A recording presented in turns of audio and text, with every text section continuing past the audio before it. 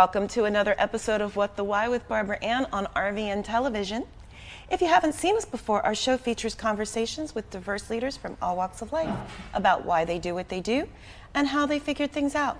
Maybe you're sick and tired of feeling sick and tired, or you feel stuck and you want to get unstuck in your business, your job, your relationships, or your life. All of our guests have something in common with you. At some point in their lives, they felt similarly. Today is no exception. Please join us in welcoming Janice Campbell to the show. Janice is the founder of the Tri-State Canine Response Team, a 501c3 nonprofit organization that provides crisis response and emotional support to those in need with certified, trained teams of dogs and their handlers.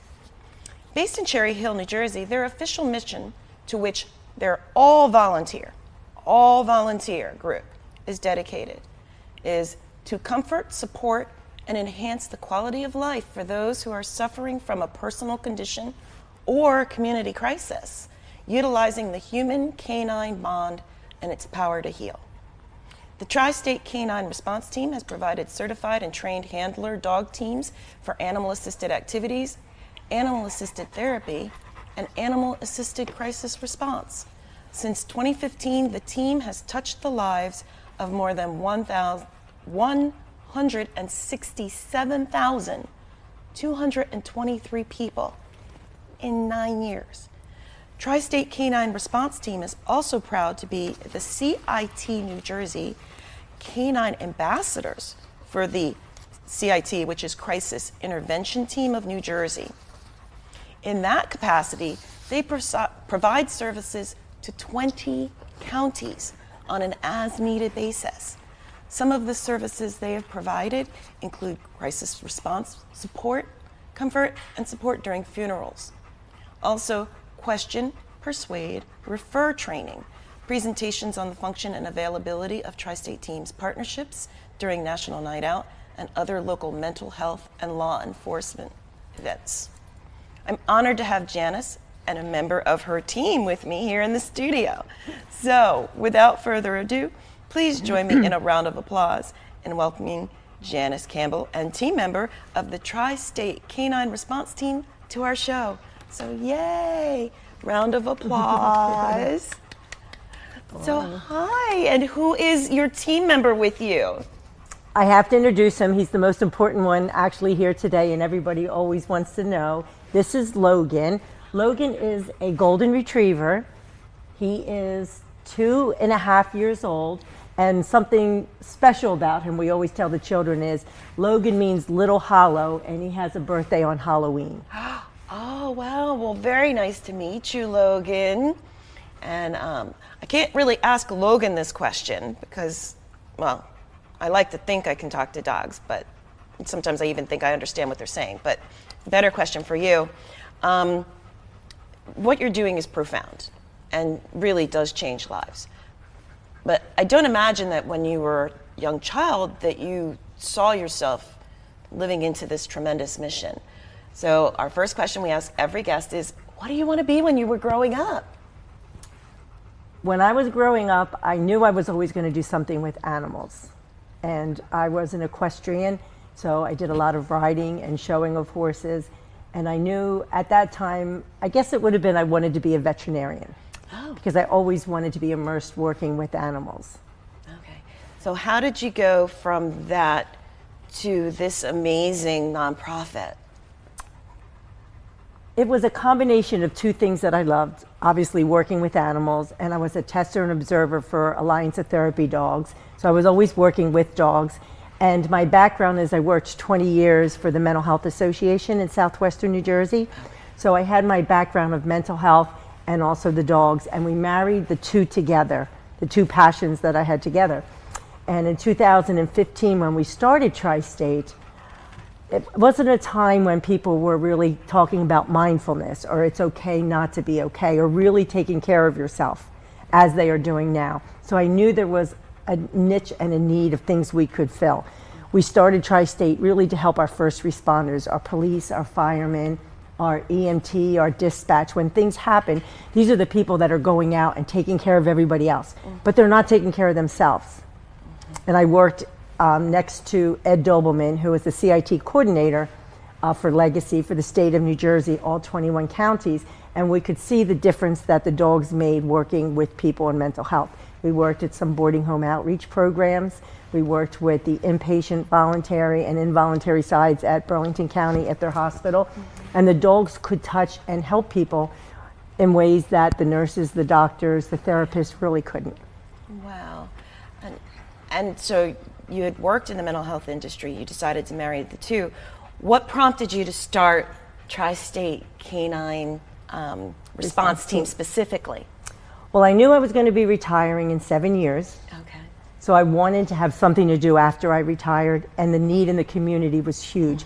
More and more things were happening. So I figured I had 7 years before I retire. I borrowed some money from my retirement fund, started the 501c3, and didn't realize that the year after we started it in 2015 and 2016, Pulse Nightclub would give us a call and ask for us to come down and support their first responders. So at that time, we were like, well, we picked Tri-State, Pennsylvania, New Jersey, Delaware. We could deploy out within an hour, 2 hours. We would be able to, get to the response in time. We never thought about going to a different state. So with that being said, we asked our treasurer, is this something we can do? Can we go and support the community and the first responders? And we really didn't have the money to do it because we just started. And someone said something about a GoFundMe. And honestly, we didn't even know what GoFundMe was. We were like, you just ask for money and people go in and put money for you to go. So we set up a GoFundMe account, and that was our first fundraiser that we had. And we raised, I think, $800, enough to send one dog down. But we borrowed money and we sent a full team of 6 dogs and handlers down. And that was our first deployment. And we've been on 18 national deployments since that we were asked to be able to go out and support. So we're hoping that one day we would never have to go out to a deployment, but as we know, our culture and the things that are happening, unfortunately, we get asked to go often to support. And, I can't emphasize enough that your entire team is volunteer. We are all volunteer. Yeah. And so, I see you have Subaru. Shout out to Subaru. I know they're very active in supporting animal causes, and they're right here in New Jersey. I noticed one of the first things, obviously, on your website is, donors.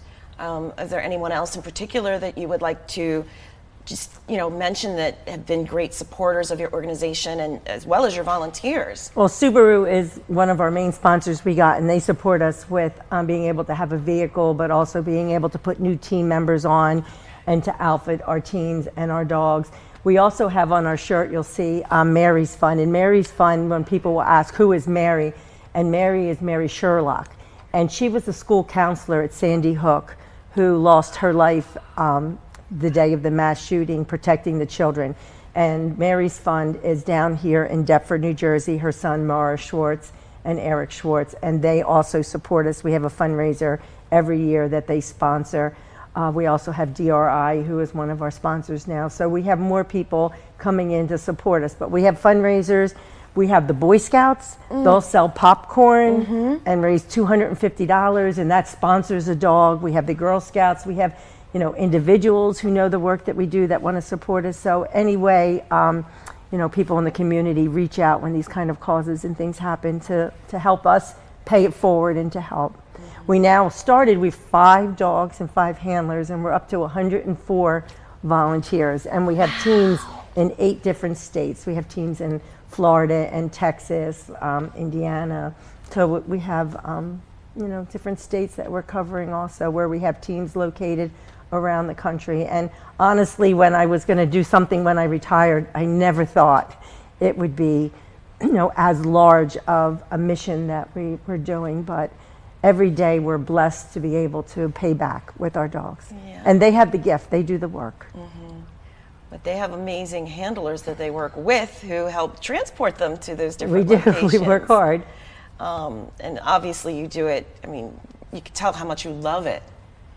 And I'd say, what personally for you do you find most fulfilling about this work? I guess the most fulfilling is that I love animals, and to be able to have the relationship with my dog and also be able to help other people, to be a parent, to be a partner with that. And I always think of an example that I'll share the story if it's okay to do that now. Absolutely. We were in Las Vegas, Nevada for the mass shooting at the concert, and they had 58 people that lost their life. And I went to the Memorial Garden that day to just meet with the different people that were there paying their respects. And my dog, her name was Cece, she has since passed. She was insistent on going up to this person, this lady who was there by herself. And she went back to her. She went back to her a third time.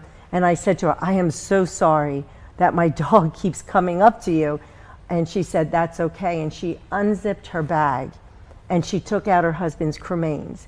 She said, I flew in today to pick up my husband's cremains. I'm here by myself, and I can't bring myself to go up to the wall to take his picture down so that I can write goodbye to him. So I did not know that, but my dog knew that. She sensed that, and that animal-human bond, she could read that, and she knew that that person needed her. So we went up to the wall with her. She took, his name was Brian. She took Brian's picture down. She wrote a goodbye note to him, and we put it back up.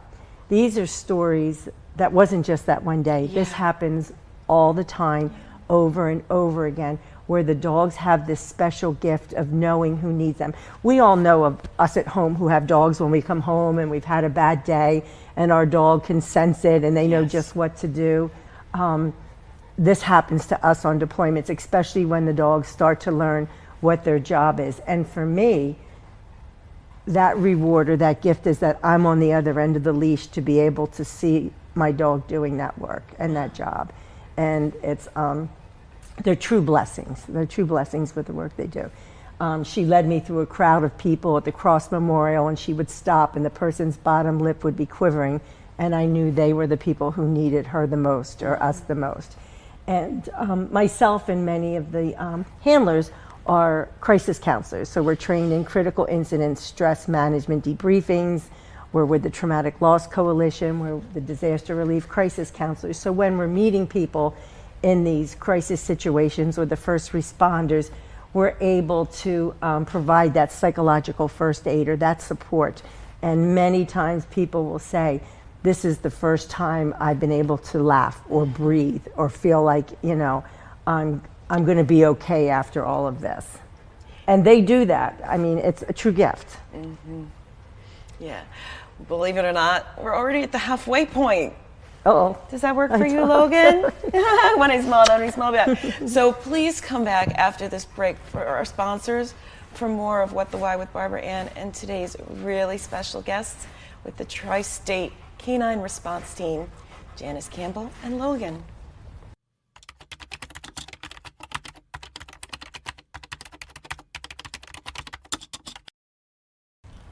Welcome back to What the Why with Barbara Ann on RVN Television and today's very special guests from the Tri-State Canine Response Team, Janice Campbell, founder, and team member Logan.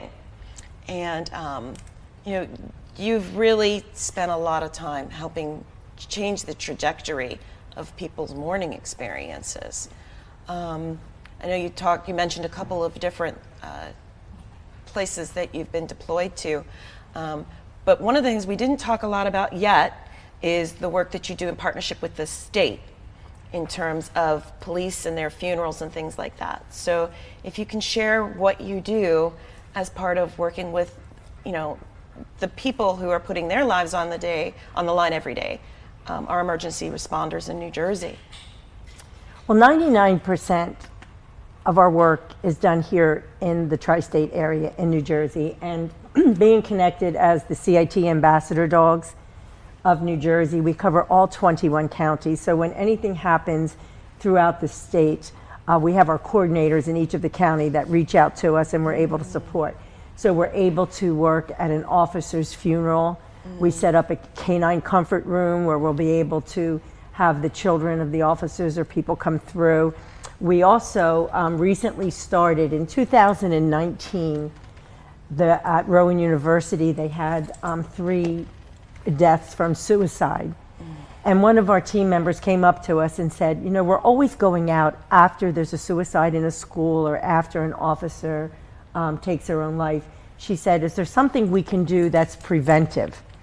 And I said, well, you know, we are crisis response. Our mission is to go out after a crisis, but I would put it up to the board and see what they said. So the board took the request. They thought about it for 30 seconds. And they said if there was one officer that we could save the life of, or one student that didn't die by suicide, the answer was yes, we would have to do something. So we certified our team members, 3 of our team members in QPR, which is Question, Persuade, Refer, Suicide Preventive Education. And we've certified over 1,000 first responders and officers just last year alone throughout the counties, so that we can you know, provide that education to them. So we do that. We also work in 82 different schools. We work with our veterans.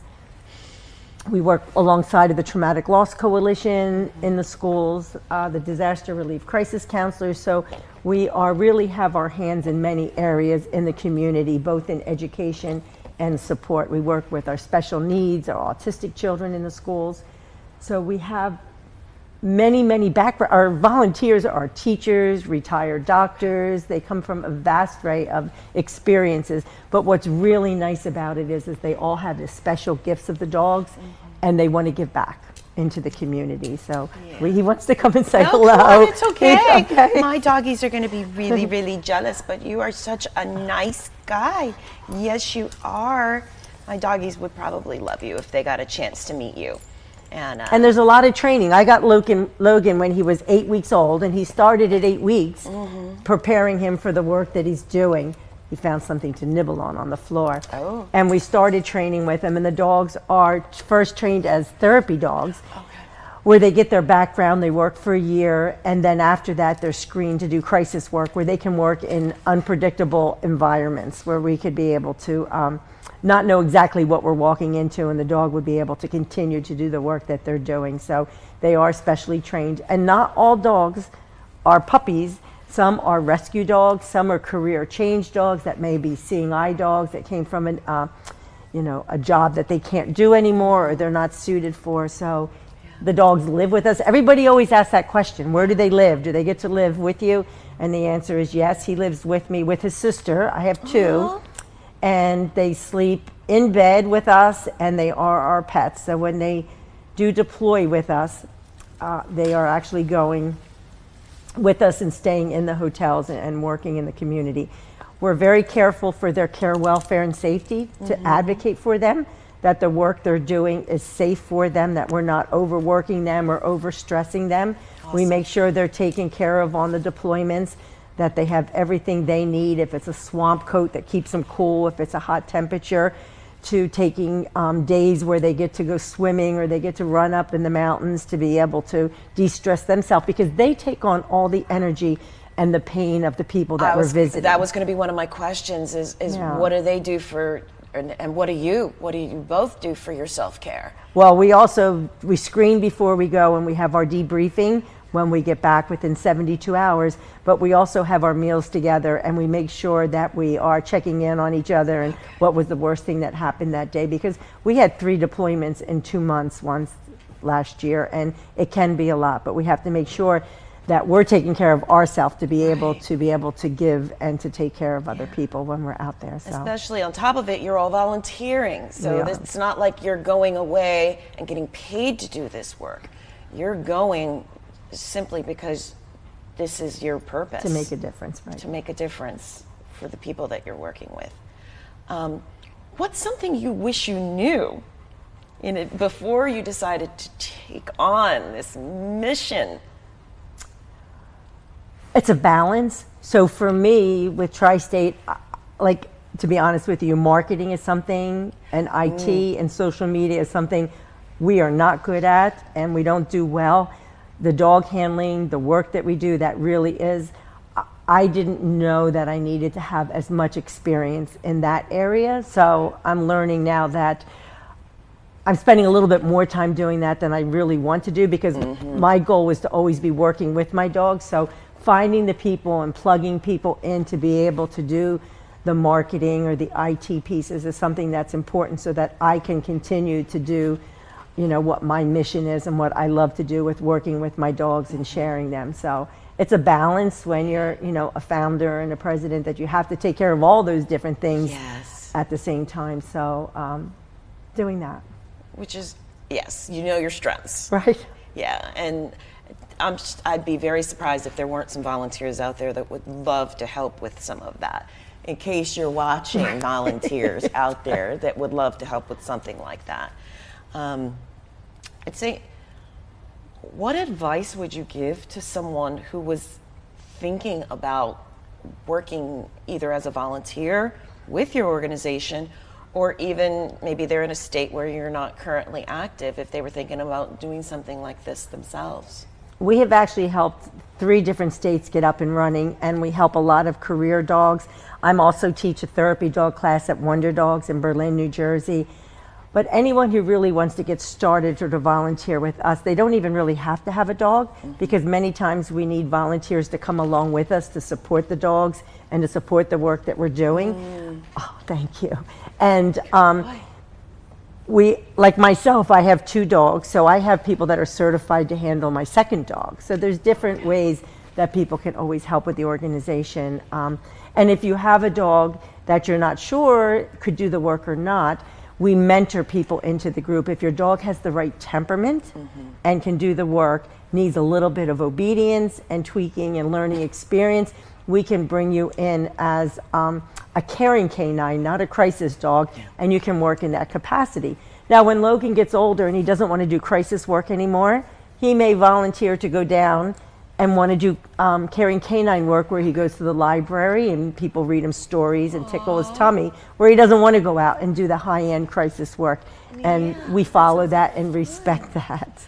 Yeah, that sounds like a lot. So we would love to have, if anyone's interested, to be able to reach out to us, and we can help evaluate if your dog can do the work, and support you through the process of sharing your dog with others. And even if you are new to marketing and social media, people are obviously finding you. They are. Which is both a blessing and a curse, because obviously that means that you're needed, but that you're able to be there for people who are in need. I guess one of my other questions would be, you know, who, if anyone in particular, has kind of inspired you and supported you through this process of deciding, you know, whether they were an inspiration or an influence? I would say it was probably in the very beginning and getting started with this, with an idea that we had, was probably back in 2012, was Lori McGuffin, who worked with a group home, and she worked with children and put together a pilot program as to what the measurable outcomes would be and how we could actually implement that and get it started. And she was the one who kind of took, I knew the idea, and I could see the difference it made. I worked at a group home one day, and there was a gentleman there who had not left the group home in 20 years. And I said, could everybody just stay here? I'm going to take Ellie out to use the bathroom. And he said, I'll take her out. And he took the leash with me holding it also, and it was the first day he left his group home in 20 years. And I learned after that that as a young boy, his parents had raised Vizsla hunting dogs, and as a little boy, his job was to take the puppies out and teach them to use the bathroom outside. And this gentleman, after 20 years, left the home for the first time. And it was just all those little moments of things that happened. And Lori McGuffin was one of the people who really, you know, sat with me, put something together and said, how are we going to make this happen? What would it look like? And it was that in that beginning, you know, phases of it. So I would think she was a big inspiration. She probably doesn't even know it. I don't think I've really shared that with her as much, but she was. Yeah, and that's actually the perfect positive note to transition to this part of the conversation. And people do want to get involved. and support you and learn more about you, where can they find you? You can go to our website, which is www.tristateK9response.org. I don't know, did you put your phone number out there or not? That's totally up to you. Okay, but my if phone it's number is everywhere. If it's on your website, Yeah. feel free to say it. My phone number is 609-828-0684. And that's my personal cell number that you can reach me, both to come out and support and help if something were to happen, and also to see, how you could volunteer or to evaluate your dog. Awesome.